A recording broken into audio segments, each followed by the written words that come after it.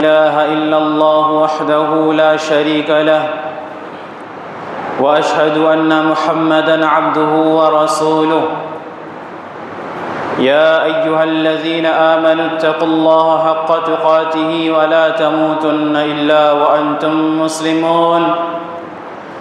يا أيها الناس اتقوا ربكم الذي خلقكم من نفس واحدة وخلق منها زوجها وبث منهما رجالا كثيرا ونساء واتقوا الله الذي تساءلون به والأرحام إن الله كان عليكم رقيبا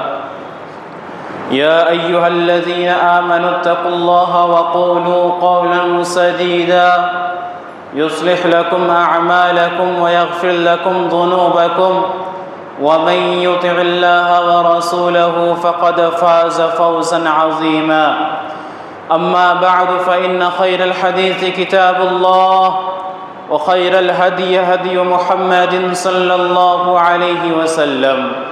وشر الأمور محدثاتها وكل محدثة بدعة وكل بدعة ضلالة وكل ضلالة في النار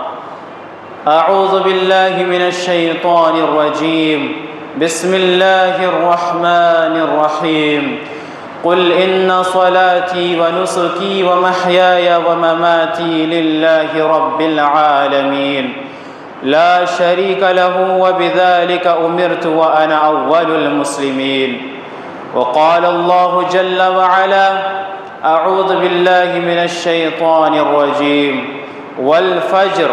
وليال عشر وقال الله جل وعلا أعوذ بالله من الشيطان الرجيم قالوا سبحانك لا علم لنا إلا ما علمتنا إنك أنت العليم الحكيم رب اشرح لي صدري ويسر لي أمري واحلل عقدة من لساني يفقه قولي رب زدني علما۔ محترم سامعین جمعہ، ہر طرح کی تعریف، بڑائی و بزرگی، تہلیل و تکبیر، تحمید و تقدیس خالق کائنات مالک ارض و سما کے لیے ہے، جو الہ العالمین ہم پر ایک عظیم عشرے کو نافذ کرنے والا ہے۔ ہم انسانوں کی پیدائش کا مقصد اللہ تبارک و تعالیٰ کی عبادت ہے، اور عبادت کے لیے اللہ تبارک و تعالیٰ نے کوئی خاص دن یا خاص مہینہ مقرر نہیں کیا۔ یہ الگ بات ہے کہ کچھ خاص دنوں کو یا خاص مہینے کو افضل قرار دیا گیا کہ ان خاص دنوں میں عبادت کرنا دیگر دنوں میں عبادت کرنے سے زیادہ اجر و ثواب کا باعث ہے۔ اللہ تبارک و تعالیٰ نے قرآن مجید کے اندر ارشاد فرمایا والفجر ولیال عشر، کہ قسم ہے فجر کی اور قسم ہے 10 راتوں کی۔ یہ 10 راتیں کون ہیں؟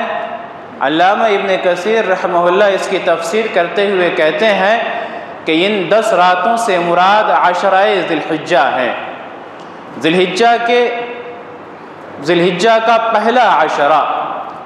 1 تاریخ سے 9 تاریخ تک، 1 سے 10 تاریخ، یہ عشرہ ذی الحجہ ولیال عشر کی تفسیر ہے۔ اللہ تبارک و تعالیٰ نے اس امت کے اندر کئی راتوں کو اور کئی دنوں کو مخصوص کیا ہے عبادتوں کے لیے، کہ ان میں عبادتوں کا ثواب دیگر مہینوں کی عبادتوں سے بڑھا چڑھا کر ملتا ہے۔ اس کی اگر ہم وجہ تلاش کریں تو ہمیں ایک سب سے بڑی اور بنیادی وجہ یہ ملتی ہے کہ یہ تو اللہ تبارک و تعالیٰ کا فضل ہے۔ دوسری وجہ یہ کہ دیگر امتوں کے بنسبت اس امت کی اوسط عمر بہت کم ہے۔ پچھلی امتوں کے لوگ 100 سال اور اس سے زیادہ تک جیا کرتے تھے،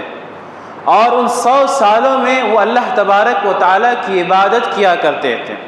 تو ظاہر سی بات ہے اگر 60 سال پانے والا بندہ اس امت کا ان 100 یا 150 سال زندگی پانے والے کی عبادت میں قطعاً برابر نہیں ہو سکتا تھا، تو اللہ تبارک و تعالیٰ نے اس امت کے اوپر اپنا فضل فرمایا اور کچھ دنوں کو، کچھ راتوں کو خاص کر دیا عبادتوں کے لیے، کہ ان میں عبادت کرنے کا ثواب دیگر مہینوں یا دیگر راتوں میں عبادت کرنے کے ثواب سے کئی زیادہ عطا فرمایا جاتا ہے۔ جیسے رمضان المبارک کے آخری عشرے کی طاق راتیں کہ اللہ کے نبی صلی اللہ علیہ وسلم نے اس کے بارے میں ارشاد فرمایا کہ جس نے اس ایک رات کو پا لیا گویا کہ اس نے 83 سال 4 مہینے کی عبادت کا ثواب حاصل کر لیا۔ اور یہ ابھی ہم پر سایہ فغن ہونے والا ذی الحجہ کا پہلا عشرہ کہ اس کے تعلق سے اللہ کے نبی صلی اللہ علیہ وسلم کی بھی کئی ساری روایتیں موجود ہیں، اور اللہ تبارک و تعالیٰ نے ایسے لوگوں کے بارے میں ارشاد فرمایا جو اللہ تبارک و تعالیٰ کے لیے محنت کرتے ہیں، جو اللہ تبارک و تعالیٰ کی عبادت میں لگے رہتے ہیں۔ وَالَّذِينَ جَاهَدُوا فِينَا لَنَهْدِيَنَّهُمْ سُبُلَنَا، کہ جو ہماری عبادت میں کوشش کرتے ہیں، محنت کرتے ہیں، ہم انہیں سیدھے راستے کی طرف رہنمائی کرتے ہیں۔ اللہ کے نبی صلی اللہ علیہ وسلم سے وہ کون سی روایتیں ثابت ہے عشرہ ذی الحجہ کے فضیلت کے تعلق سے؟ حضرت عبداللہ ابن عمر رضی اللہ تعالی عنہما بیان کرتے ہیں کہ اللہ کے نبی صلی اللہ علیہ وسلم نے ارشاد فرمایا کہ تمہارے پاس ایک ایسا دن آنے والا ہے، یعنی عشرہ ذی الحجہ، ما من ایام افضل من ایام عشر ذی الحجہ، کہ عشرہ ذی الحجہ سے زیادہ افضل دنوں میں کوئی اور دن نہیں ہے۔ صحابہ کرام نے کہا کہ اللہ کے نبی صلی اللہ علیہ وسلم کیا اللہ کے راستے میں جہاد کرنا بھی؟ اللہ کے نبی صلی اللہ علیہ وسلم نے کہا کہ ہاں، اللہ کے راستے میں جہاد کرنا بھی، الا عفر وجہہ بالتراب، سوائے اس شخص کے جو اللہ کے راستے میں نکلا اور اپنی جان اور اپنے مال سے ہاتھ دھو بیٹھا اور وہ اپنے گھر کو واپس نہیں آیا، یعنی شہید کر دیا گیا۔ اتنا عظیم عبادت، اتنی بڑی عبادت اللہ کے راستے میں جہاد کرنا، وہ اتنا افضل عبادت، اس سے زیادہ افضلیت اللہ تبارک و تعالیٰ نے عشرہ ذی الحجہ میں عبادت کرنے والے کو قرار دیا ہے۔ یہ اس کی عظمت ہے کہ اللہ تبارک و تعالیٰ نے قرآن مجید کے ان 10 راتوں کی قسم کھائی وَلَيَالٍ عَشْرٍ کے جملوں میں، اور اللہ کے نبی صلی اللہ علیہ وسلم نے اسے اتنا عظیم قرار دیا۔ ایک دوسری روایت میں اللہ کے نبی صلی اللہ علیہ وسلم نے ارشاد فرمایا کہ مجھے کسی بھی ایام میں نیکی کرنا زیادہ محبوب ہے کہ وہ عشرہ ذی الحجہ کا اوائل ہو، یعنی پہلا عشرہ ہو، عشرہ ذی الحجہ کا پہلا عشرہ ہو، پہلا 10 دن ہو۔ ان 10 دنوں میں اللہ کے نبی صلی اللہ علیہ وسلم کو باقی کے ایام میں نیکیاں کرنے سے زیادہ محبوب تھا۔ اسی طریقے سے اگر ہم یہ عشرہ ذی الحجہ کی فضیلت تلاش کرنے جائیں تو ہمیں اس کی فضیلت کے لیے ایک دن کافی ہے کہ اسی کے اندر اللہ تبارک و تعالیٰ نے یوم عرفہ بنایا ہے۔ یوم عرفہ جس میں حاجی مکہ مکرمہ حج کے لیے جاتے ہیں تو ان 9 ذی الحجہ کو وقوف عرفہ کرتے ہیں۔ اللہ تبارک و تعالیٰ نے اس دن کے تعلق سے ارشاد فرمایا کہ اللہ تبارک و تعالیٰ بے شمار بندوں کو جہنم سے آزادی کا پروانہ عطا فرماتا ہے۔ اہل عرفہ پر اللہ تبارک و تعالیٰ جھانکتا ہے اور ان میں بے شمار بندوں کو اللہ تبارک و تعالیٰ جہنم سے آزادی کا پروانہ دیتا ہے۔ بعض مفسرین کہتے ہیں کہ اگر عشرہ ذی الحجہ کی فضیلت نہ بیان کی جاتی، صرف یہ یوم عرفہ بیان کیا جاتا تو یہ یوم عرفہ باقی کے تمام ایام کے بنسبت زیادہ عظیم اور زیادہ افضل ہوتا۔ اسی طریقے سے اللہ کے نبی صلی اللہ علیہ وسلم نے ارشاد فرمایا افضل ایام العشر یوم النحر و یوم القر، کہ عشرہ ذی الحجہ کے افضل ایام میں سے یوم نحر اور یوم قر ہے، قربانی کا دن اور ٹھہرنے کا دن۔ قربانی کا دن یعنی 10ویں ذی الحجہ، اور ٹھہرنے کا دن جس میں حاجی مینا میں ٹھہرتے ہیں یعنی 11ویں ذی الحجہ۔ اور ان تمام دنوں کی فضیلت اتنی زیادہ کیوں ہے؟ اگر ہم حافظ ابن حجر رحمہ اللہ کے ایک جملے پر غور کریں جو انہوں نے فتح الباری کے اندر ان حدیثوں کی شرح میں لکھا ہے، تو ہمیں معلوم چلے گا کہ اللہ تبارک و تعالیٰ نے اس عشرہ ذی الحجہ میں بہت موٹی موٹی عبادتوں کو جمع کر دیا ہے۔ ایک بندہ مومن ہوتا ہے، اس کے دل میں اللہ تبارک و تعالیٰ کے اوپر توحید ہے، ایک اللہ تبارک و تعالیٰ پر ایمان ہے، یقین ہے، شہادت ہے، تو یہ شہادت تو اس کے دل میں جمع ہو گئی۔ وہ بندہ مومن اللہ کے لیے نمازیں ادا کرتا ہے، اس عشرہ ذی الحجہ میں نمازیں آ گئیں۔ وہ بندہ مومن اللہ تبارک و تعالیٰ کے لیے روزے رکھتا ہے، جو کہ اللہ کے نبی صلی اللہ علیہ وسلم کی سنتوں میں سے ہے کہ آپ عشرہ ذی الحجہ میں کثرت سے روزہ رکھا کرتے تھے، تو یہ روزہ اس عشرہ ذی الحجہ میں جمع ہو گیا۔ وہ بندہ مومن اللہ تبارک و تعالیٰ کے راستے میں اگر صدقہ کرتا ہے تو یہ صدقہ و خیرات اللہ کے راستے میں خرچ کرنا یہ اس عشرے کے اندر جمع ہو گیا۔ اگر وہ بندہ مومن اللہ کے راستے میں حج کے لیے نکلتا ہے تو حج جیسی عظیم اور اہم عبادت بھی اسی عشرہ مبارکہ کے اندر جمع کر دی گئی۔ یعنی یہ 5 بنیادی عبادت ایک ہی عشرے کے اندر جمع کر دی گئی۔ اس عشرے کے علاوہ دوسرا کوئی عشرہ نہیں جس کے اندر اتنی عظیم عظیم عبادتیں جمع کر دی گئی۔ اگر چاروں عبادتوں کو جمع کر دیں گے تو حج تو بہرحال تمام عشروں سے نکل جاتا ہے۔ حج کے لیے اللہ تبارک و تعالیٰ نے یہی ذی الحجہ کا مہینہ بنایا ہے اور اس کا پہلا عشرہ، تو اسی وجہ سے اللہ تبارک و تعالیٰ نے اس عشرے کی اتنی عظمت بیان فرمائی، اور اللہ کے نبی صلی اللہ علیہ وسلم نے اپنے احادیث کے اندر اس کے اندر کی گئی عبادتوں کو اتنا عظیم بنایا ہے۔ جب عشرہ ذی الحجہ شروع ہو جائے، اور انشاءاللہ یہ کل سے شروع ہوگا، مغرب کے بعد چاند دیکھنے کا اہتمام کیجئے کہ شاید انشاءاللہ ذی الحجہ کا چاند دکھ جائے اور ہم عشرہ ذی الحجہ کے اندر داخل ہو جائیں، تو ہمیں کون کون سی عبادتوں کو انجام دینا چاہیے۔ ابو عثمان النہدی رحمہ اللہ ایک بڑے عالم گزرے، وہ کہتے ہیں کہ ہمارے جو اسلاف تھے وہ اسلاف 3 عشروں کی قدر کیا کرتے تھے، 3 عشروں کی تعظیم کیا کرتے تھے، ان 3 عشروں میں زیادہ سے زیادہ اللہ تبارک و تعالیٰ کی عبادت کیا کرتے تھے، اپنے نفس کو گھٹاتے تھے۔ پہلا رمضان المبارک کا آخری عشرہ، دوسرا اور تیسرا ذی الحجہ اور محرم الحرام کا پہلا عشرہ، کہ ان عشروں میں ہمارے اسلاف زیادہ سے زیادہ اللہ تبارک و تعالیٰ کی عبادت کیا کرتے تھے۔ یہاں تک کہ مشہور تابعی حضرت سعید ابن جبیر رحمہ اللہ کے بارے میں آتا ہے کہ وہ ان عشروں میں اتنی کثرت سے عبادت کیا کرتے تھے کہ لوگوں کا ان کے جیسا عبادت کرنا مشکل ہو جاتا تھا، محال ہو جاتا تھا۔ جب یہ عشرہ داخل ہو جائے تو ہمیں کن عبادتوں کا اہتمام کرنا چاہیے؟ سب سے پہلی چیز ان عشروں کے اندر،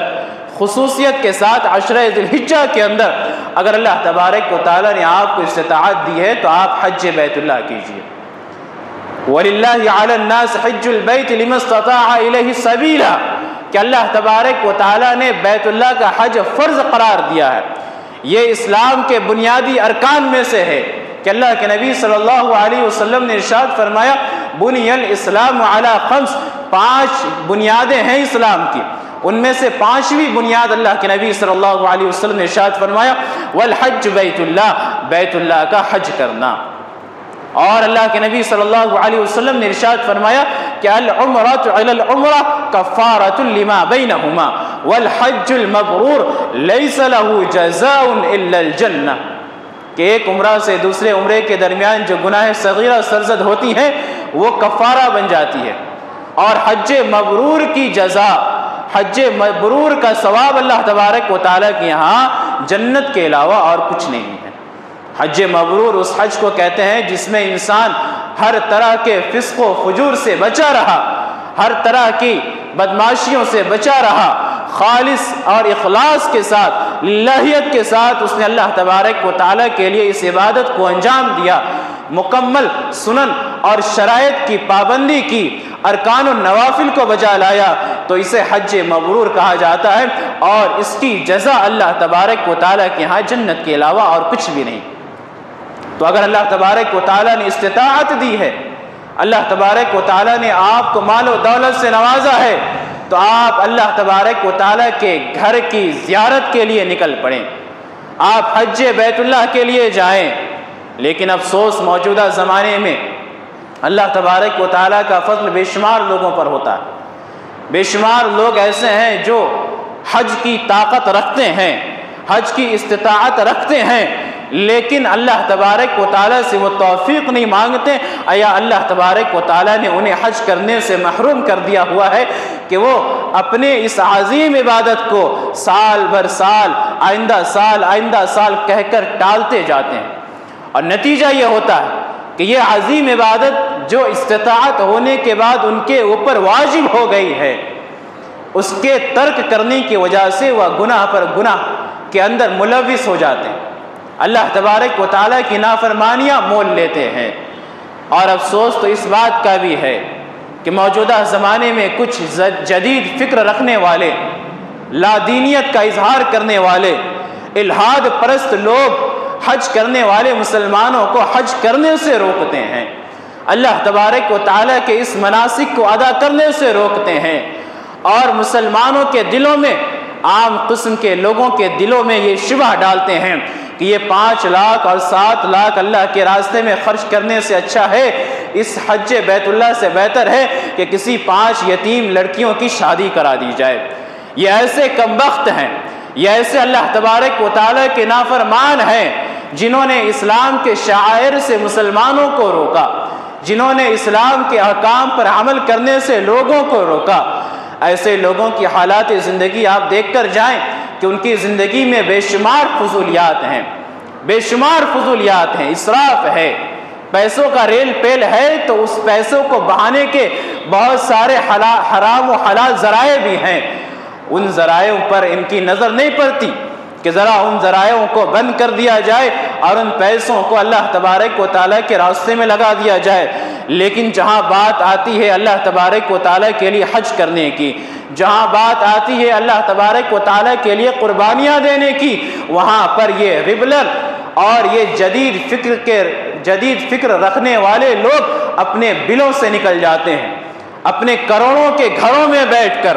اپنے لاکھوں کے لیپ ٹاپ میں، اپنے مہنگے بستروں میں بیٹھ کر اپنے ہاتھوں سے یہ ٹائپنگ کرتے ہیں کہ یہ رقم خرچ کرنے سے بہتر ہے کہ کسی خدمت خلق میں لگا دی جائے۔ اور ان لوگوں کے ماننے والے بھی موجودہ زمانے میں بہت ہیں، افسوس کے ساتھ، اور خصوصاً ایسے لوگ جن کا تعلق اسلامی تعلیمات سے نہیں ہوتا ہے، جو سوشل میڈیا پر آنے والی ہر چیز پر لبیک کہہ دیتی ہیں، ایسے لوگ جلدی ان لوگوں کا شکار ہو جاتے ہیں اور فوراً ان کی ذہنیت کو قبول کر لیتے ہیں۔ نتیجہ کیا ہوتا ہے کہ انسان اسلام کے ایک شعار کا انکار کر بیٹھتا ہے۔ کسی نے کہا ہے کہ ایسے لوگوں کی اگر زندگی دیکھی جائے تو یہ جو اپنی زندگی میں پرفیوم یا خوشبو استعمال کرتے ہیں، اگر اس کو روک دیا جائے تو اس سے کتنوں کا گھر آباد ہو جائے گا، لیکن ان کو چرکا یا پھر ان کے دلوں میں تنگی کسی غریب کی مدد کرنے سے نہیں ہے، بلکہ کسی اسلامی شعار کو زندہ کرنے سے ہوتی ہے۔ تو حج بیت اللہ انجام دی جائے۔ اگر اللہ تبارک و تعالیٰ نے آپ کو مستطیع بنایا، اگر اللہ تبارک و تعالیٰ نے آپ کو مال و دولت دیا اور صحت و تندرستی عطا فرمائی، تو آپ اللہ تبارک و تعالیٰ کے گھر کی زیارت کیجیے۔ اسی طریقے سے جو دوسرا عمل اس مہینے کے اندر کثرت سے کیا جانا چاہیے وہ یہ ہے کہ روزہ رکھنا۔ حضرت ابو سعید خدری رضی اللہ تعالیٰ عنہ سے روایت ہے کہ اللہ کے نبی صلی اللہ علیہ وسلم نے ارشاد فرمایا، ما من عبد یصوم یوما فی سبیل اللہ الا باعد اللہ بذلک اليوم 70 خریفا۔ یہ تو مطلق روزے کی فضیلت ہے کہ کوئی بھی بندہ اللہ تبارک و تعالیٰ کی رضا کے لیے ایک دن کا روزہ رکھتا ہے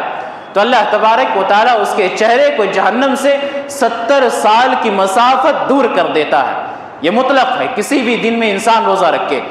اور ان عشرہ ذی الحجہ کے بارے میں اللہ کے نبی صلی اللہ علیہ وسلم کی ازواج مطہرات میں سے کسی کی روایت ہے کہ کان النبی صلی اللہ علیہ وسلم یصوم 19 ذی الحجہ، 9 ذی الحجہ، کہ اللہ کے نبی صلی اللہ علیہ وسلم ذی الحجہ کے 9 دنوں میں روزہ رکھا کرتے تھے، کثرت سے روزہ رکھا کرتے تھے۔ اور آپ صلی اللہ علیہ وسلم نے امت کو تعلیم بھی دی ہے کہ روزہ رکھا جائے۔ اسی طریقے سے یوم عاشورہ، آپ صلی اللہ علیہ وسلم یوم عاشورہ کا روزہ رکھتے تھے، 10ویں محرم الحرام کا۔ اور آپ صلی اللہ علیہ وسلم ہر مہینے کے 3 دن کا روزہ رکھتے تھے، 13، 14 اور 15ویں تاریخ کا روزہ، جسے ہم اور آپ ایام 20 کہتے ہیں۔ تو یہ اللہ کے نبی صلی اللہ علیہ وسلم کی سنت تھی کہ آپ صلی اللہ علیہ وسلم جب عشرہ ذی الحجہ شروع ہوتا تو آپ روزوں کی کثرت کرتے، آپ زیادہ روزہ رکھتے۔ تو یہ عشرہ ذی الحجہ کل سے شروع ہو جائے گا، تو جو لوگ اس میں زیادہ عبادت کرنے کے خواہش مند ہیں انہیں چاہیے کہ وہ 1 تاریخ سے 9 تاریخ تک کا روزہ بھی رکھیں، اگر نہیں تو کم سے کم یوم عرفہ 9ویں ذی الحجہ کا روزہ رکھیں۔ اللہ کے نبی صلی اللہ علیہ وسلم نے اس کے تعلق سے ارشاد فرمایا کہ صوم یوم عرفہ احتسب علی اللہ ان یکفر السنۃ التي قبلہ والتي بعدہ، کہ یوم عرفہ کے روزہ کے تعلق سے میرا گمان یہ ہے اللہ تبارک و تعالیٰ پر، میرا یقین یہ ہے اللہ تبارک و تعالیٰ پر کہ اس سے اللہ تبارک و تعالیٰ 1 سال پچھلے کے گناہ اور 1 سال بعد کے گناہ کو معاف کر دیتا ہے۔ تو روزہ رکھنا، زیادہ سے زیادہ اس عشرے میں روزہ رکھنا۔ اسی طریقے سے جو عبادت سب سے زیادہ انجام دی جانی چاہیے اس عشرے کے اندر، وہ بہت ہی مظلوم عبادت ہم مسلمانوں کے درمیان نماز ہے۔ نماز جس کے تعلق سے اللہ کے نبی صلی اللہ علیہ وسلم نے ارشاد فرمایا کہ قرۃ عینی فی الصلاۃ، کہ میری آنکھوں کی ٹھنڈک نماز میں رکھی گئی ہے۔ ہم مسلمانوں کے درمیان سب سے مظلوم عبادت نماز ہے، جس کا اہتمام ہمیں اس عشرے کے اندر کثرت سے کرنی چاہیے۔ ویسے تو اس عشرے کے علاوہ بھی دیگر ایام میں نمازوں کی چھٹی ہم مسلمانوں کو نہیں دی گئی ہے، نمازوں کی چھٹی نہیں ہے۔ کم سے کم دن اور رات میں 5 وقت کی 17 رکعت واجب ہمارے اوپر ہے ہی، اسے کسی صورت میں ادا کرنا ہے،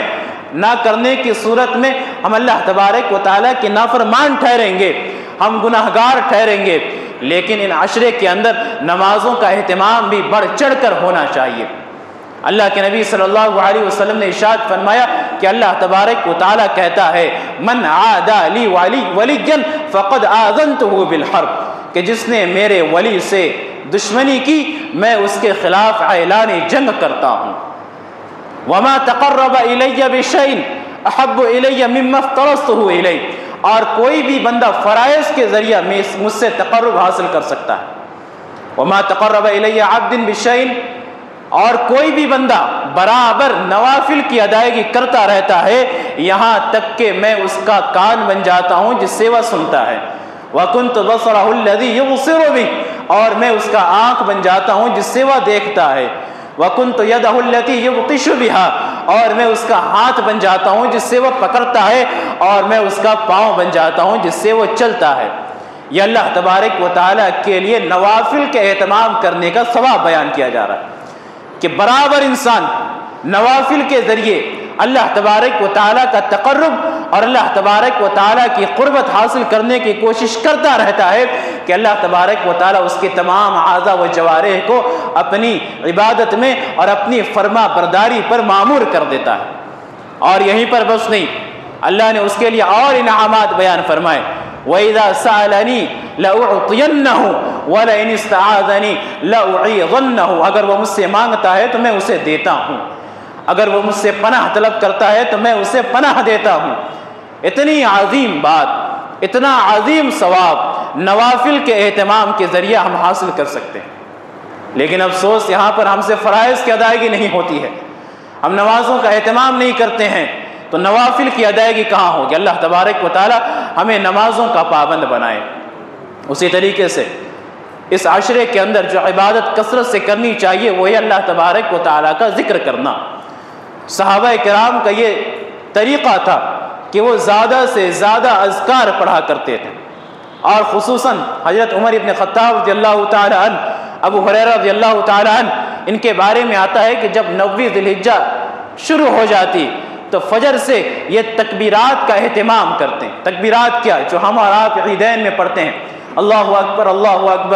لا الہ الا اللہ واللہ اکبر وللہ الحمد، اور ان تکبیرات کو پڑھتے ہوئے وہ بازاروں میں نکلا کرتے تھے۔ اور اس کے علاوہ بھی انسان کو اپنی زبان پر زیادہ سے زیادہ اذکار لانی چاہیے، سبحان اللہ، الحمدللہ، لا الہ الا اللہ، واللہ اکبر۔ یہ 4 ایسے کلمات ہیں کہ اللہ کے نبی صلی اللہ علیہ وسلم نے ارشاد فرمایا کہ اللہ تبارک و تعالیٰ کو یہ 4 کلمات سب سے زیادہ محبوب ہے۔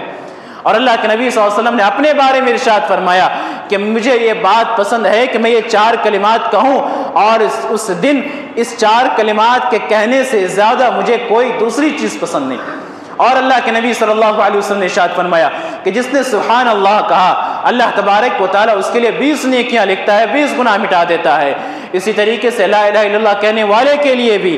اور اللہ اکبر کہنے والے کے لیے بھی، اور جو الحمدللہ رب العالمین کہتا ہے من قبل نفسی، یوں ہی کہتا ہے بغیر کسی نعمت کے، بغیر کسی عذر کے، یوں ہی اس نے کہہ دیا الحمدللہ رب العالمین، تو اللہ تبارک و تعالیٰ ایسے لوگوں کے لیے 30 نیکیاں لکھتا ہے اور اس کے 30 گناہوں کو مٹا دیتا ہے۔ ایک معمولی سا جملہ جس کے ادا کرنے میں ہمیں 1 سیکنڈ کا وقت بھی نہیں لگتا، انسان بیٹھے بیٹھے سبحان اللہ کہے، بیٹھے بیٹھے الحمدللہ کہے، بیٹھے بیٹھے لا الہ الا اللہ کہے، بیٹھے بیٹھے اللہ اکبر کہے، بیٹھے بیٹھے لا حول ولا قوت الا باللہ کہے۔ اس کو کہنے سے اللہ تبارک و تعالیٰ کے یہاں اس کے میزان میں حسنات کا اضافہ ہوتا ہے۔ جنت میں اللہ تبارک و تعالیٰ اس کے لیے ایک کلمے کے کہنے پر ایک درخت لگا دیتا ہے، اس کے لیے ایک کلمے کے کہنے پر 20 نیکیاں لکھ دی جاتی ہیں، ایک کلمے کے کہنے پر 20 برائیاں، 20 گناہ اس کے ختم کر دیے جاتے ہیں۔ اتنا عظیم کلمہ ہے، تو ہمیں چاہیے کہ کثرت سے اذکار کریں ان عشرہ ذی الحجہ کے اندر بھی اور اس کے بعد بھی۔ اسی طریقے سے جو عبادت خاص طور پر انجام دی جانی چاہیے ان عشرہ ذی الحجہ کے اندر، وہ یہ ہے کہ صدقہ کرنا۔ اللہ تبارک و تعالی نے ارشاد فرمایا یا ایھا الذین آمنوا انفقوا مما رزقناکم من قبل ان یأتی یوم لا بیع فیہ ولا خلہ ولا شفاعہ، کہ اے ایمان والو اس دن کے آنے سے پہلے اللہ کے راستے میں خرچ کرو جس دن نہ کوئی تجارت کام آئے گی، نہ کوئی دوستی کام آئے گی، نہ کسی طرح کی کوئی شفاعت کام آئے گی، اور اس وقت انسان افسوس کرے گا کہ کاش اللہ کے راستے میں ہم نے خرچ کیا ہوتا۔ اور سورہ منافقون میں اللہ تبارک و تعالیٰ نے ارشاد فرمایا وَأَنفِقُوا مِن قَبْلِ أَن يَأْتِيَ أَحَدَكُمُ الْمَوْتُ، کہ تم اس سے پہلے خرچ کرو کہ تمہارے اوپر موت طاری ہو جائے۔ جب انسان پر موت آتی ہے، انسان موت کو اپنے سامنے دیکھتا ہے تو اس کے دل میں ایک خواہش پیدا ہوتی ہے، ایک تمنا ابھرتی ہے کہ اللہ تبارک و تعالیٰ مجھے تھوڑی مہلت دے فَأَصَّدَّقَ وَأَكُن مِّنَ الصَّالِحِينَ، کہ میں تیرے راستے میں صدقہ کر دوں اور میں صالحین میں سے ہو جاؤں۔ لیکن اس وقت اس طرح کی خواہش کام نہیں آئے گی، اس طرح کی تمنا کوئی کام نہیں آئے گی۔ اللہ تبارک و تعالیٰ نے ابھی ہمیں وقت دیا ہے، ابھی ہمیں عمر دی ہے، ابھی ہمیں مال و دولت سے نوازا ہے۔ قیامت کے روز اگر ہمارے پاس زمین کے بھر کے برابر سونا رکھ دیا جائے پھر بھی اللہ تبارک و تعالیٰ اس سونے کے بدلے ہمارے گناہوں کو ختم نہیں کرے گا۔ لیکن آج اللہ تبارک و تعالیٰ نے ہمیں زمین کے برابر سونا نہیں دیا، ہمارے جیب میں پڑا ہوا ایک چلڑ ہے، ہمارے جیب میں پڑا ہوا ایک پھٹا ہوا نوٹ ہے۔ اگر ہم اخلاص اور للہیت کے ساتھ اسی چلڑ کو اللہ کے راستے میں خرچ کرتے ہیں تو وہ عظیم اور بھاری سونے سے زیادہ وزنی ہوگا ہمارے حسنات میں۔ اور اللہ کے نبی صلی اللہ علیہ وسلم نے ارشاد فرمایا ما نقصت صدقۃ من مال، کہ صدقہ کرنے سے انسان کے مالوں میں کمی واقع نہیں ہوتی ہے۔ یہ تمام چیزیں بس یقین کے اوپر منحصر ہے، یقین اور اعتماد کے اوپر منحصر ہے۔ ایک بندہ مومن یقین رکھتا ہے کہ اللہ تبارک و تعالیٰ کے راستے میں صدقہ کرنے سے مال کے اندر کمی واقع نہیں ہوتی تو وہ صدقہ کرتا ہے۔ لیکن ایک انسان اس کے دل میں یقین نہیں ہے اور وہ یہ سوچتا ہے کہ صدقہ کرنے سے ہمارا مال کم ہو جائے گا تو اسے شیطان بہکاتا اور اللہ کے راستے میں خرچ کرنے سے روک دیتا ہے، اس کے ہاتھوں کو باندھ دیتا ہے، پھر وہ کہیں کا نہیں رہ جاتا۔ اپنے اس مال پر شکر گزاری بجا نہیں لاتا، اللہ تبارک و تعالیٰ کی نعمت پر شکر نہیں کر پاتا، اور کہیں ایسا نہ ہو کہ اللہ تبارک و تعالیٰ کی نعمت پر ناشکری کرنے کے عوض اللہ تبارک و تعالیٰ ہم سے وہ نعمتیں چھین لے۔ تو یہ بنیادی اعمال ہے جو اس عشرے کے اندر کرنے کی ہیں۔ اسی طریقے سے جب یہ عشرہ داخل ہوتا ہے تو ہم اس عشرے کے اندر جو سب سے بڑی تیاری کرتے ہیں وہ تیاری ہے قربانی کی۔ اللہ تبارک و تعالیٰ نے ارشاد فرمایا قل ان صلاتی ونسکی ومحیای ومماتی للہ رب العالمین۔ اسی طریقے سے اللہ کے نبی صلی اللہ علیہ وسلم نے ارشاد فرمایا کہ جو استطاعت رکھتے ہوئے قربانی نہیں کرتا ہے وہ ہمارے مصلی اور عیدگاہ کے قریب نہ آئے۔ اور اللہ کے نبی صلی اللہ علیہ وسلم نے امت کو قربانی پر ابھارتے ہوئے عملی جامہ بھی پہنا دیا کہ آپ صلی اللہ علیہ وسلم ہر سال اللہ تبارک و تعالیٰ کے راستے میں 2 مینڈے تازہ خوبصورت سینگوں والے مینڈے قربان کیا کرتے تھے۔ اور جب آپ صلی اللہ علیہ وسلم نے آخری حج کیا تو اس آخری حج میں آپ صلی اللہ علیہ وسلم نے 100 اونٹوں کی قربانی دی۔ 63 اونٹوں کو آپ صلی اللہ علیہ وسلم نے اپنے ہاتھوں سے نہر کیا، اور باقی کے 37 اونٹوں کو آپ صلی اللہ علیہ وسلم نے حضرت علی رضی اللہ تعالیٰ عنہ کے ذریعے نہر کروایا۔ تو یہ قربانی ایک عظیم عبادت، اللہ تبارک و تعالیٰ کا قرب حاصل کرنے کا ایک ذریعہ۔ جب یہ قربانی کا موسم آتا ہے نا تو یہ ملحد قسم کے لوگ پھر اپنے بلوں سے نکل آتے ہیں اور لوگوں کو کہتے ہیں کہ جانوروں کو قتل کرنا اور جانوروں کی قربانی کرنے میں اپنے پیسوں کو لگانا یہ کہاں کی عقل مندی ہے۔ ایسے لوگوں کو کرارا جواب دینے کی ضرورت ہے کہ جو ہمارے اسلام کے شعار کے ساتھ کھیلتے ہیں۔ نعوذ باللہ من ذالک، یہاں دنیا کے اندر سینکڑوں ایسے فاسٹ فوڈ کی کمپنیاں ہیں جہاں پہ جانوروں کو قتل کیا جاتا ہے، جہاں پہ جانوروں کو مارا جاتا ہے، اور ان کے قیمے بنا کے لوگ برگر کی صورت میں اور پیزا کی صورت میں تناول فرماتے ہیں، کھاتے ہیں، اور اس وقت ان کمپنیوں کے اوپر یہ انگلیاں نہیں اٹھتی کہ یہ لوگ جانوروں کو قتل کرتے ہیں اور ہم انہیں شوق سے کھاتے ہیں۔ لیکن جب قربانی کی سنت کو زندہ کرنے کی بات آتی ہے تو ایسے لوگ اپنے بلوں سے نکلتے ہیں اور کہتے ہیں کہ قربانی میں اپنے پیسوں کو خرچ کرنے سے اچھا ہے کسی غریب کو خرچ کر دی جائے۔ ایسے معاشرے میں جا کر دیکھیے جہاں پہ قربانی کی سنت نہیں ہے۔ یہ سنت ہم مسلمانوں کے اندر ہے، ہم اسے زندہ کرتے ہیں، لیکن غیر مسلموں کے اندر قربانی کی سنت نہیں ہے۔ وہ لوگ اللہ تبارک و تعالیٰ کے لیے قربانی نہیں کرتے، یا اس طرح کی کوئی تہوار ان کے پاس نہیں ہے، تو کیا وہاں پہ غریبی کا خاتمہ ہو گیا؟ کیا وہاں پہ بن بیاہی بیٹیاں ابھی تک بیاہ کر اپنے سسرال کو جا چکی ہے؟ کیا وہاں پہ خدمت خلق کا جذبہ زور و شور سے چل رہا ہے؟ ایسا ہرگز نہیں ہے میرے بھائی، ایسا ہرگز نہیں ہے۔ لوگ بس آپ کے دلوں میں شبہات ڈالنے کی کوشش کرتے ہیں، لوگ آپ کے دلوں میں شک اور وسوسے ڈالنے کی کوشش کرتے ہیں۔ اور یہ قربانی کا مہینہ جب آتا ہے تو یہ سال کے 12 مہینے میں ہمیں قربانی کرنے کا حکم نہیں دیا گیا ہے، یہ بس سال کے کچھ مخصوص ایام ہیں جس میں اللہ تبارک و تعالیٰ نے ہمیں حکم دیا ہے کہ ہم اللہ کے راستے میں قربانی کریں۔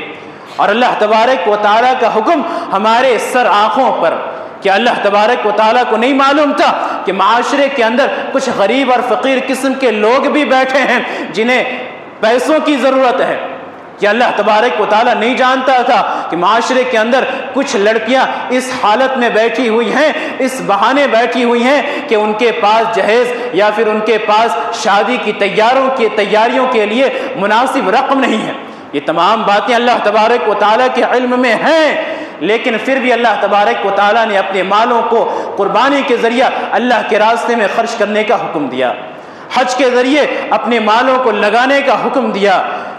تو اللہ تبارک و تعالیٰ کے فیصلوں کے آگے یہ موجودہ زمانے میں اٹھنے والے لبرل قسم کے لوگ اور لادینیت پھیلانے والے، جدید فکر رکھنے والے، ان کی سوچ کے اوپر دھتکار ہے۔ ہم مسلمان ہیں، اللہ تبارک و تعالیٰ کے فیصلوں پر آنکھ بند کر کے یقین کرنے والے اور عمل کرنے والی قوم ہیں۔ جہاں تک ہماری عقل جاتی ہے ہم ان فیصلوں کے بارے میں سوچتے ہیں، لیکن جہاں تک ہماری عقل نہیں جاتی اور وہ شریعت کا فیصلہ ہے تو ہم سوچنا بند کر دیتے ہیں اور اپنی زبان سے یہ کہتے ہیں سمعنا واطعنا۔ کہ ہم نے اللہ کے فیصلوں کو سنا اور اللہ کے فیصلوں کو ہم نے قبول کیا۔ تو قربانی کے ایام آنے والے ہیں، اللہ تبارک و تعالیٰ نے جنہیں مال و دولت سے نوازا انہیں چاہیے کہ وہ اللہ کے راستے میں قربانی کرے۔ اور ابھی کے زمانے میں میرا گمان یہ ہے کہ تقریباً اللہ تبارک و تعالیٰ نے اکثریت کو مال و دولت سے نوازا ہوا ہے۔ وہ ایک جانور لینے کی استطاعت نہیں رکھتا تو کم سے کم کسی جانور کا ایک مختصر سا حصہ لے، لیکن قربانی میں حصہ ضرور لے۔ ایک حصہ لینے میں کتنے رقم کی ضرورت ہوگی؟ مشکل سے 4,000 5,000۔ انسان سال بھر کے اندر یہ 5,000 گٹکا کھا کر تھوک دیتا ہے، انسان یہ 5,000 حرام کاری میں نکال دیتا ہے سال بھر کے اندر۔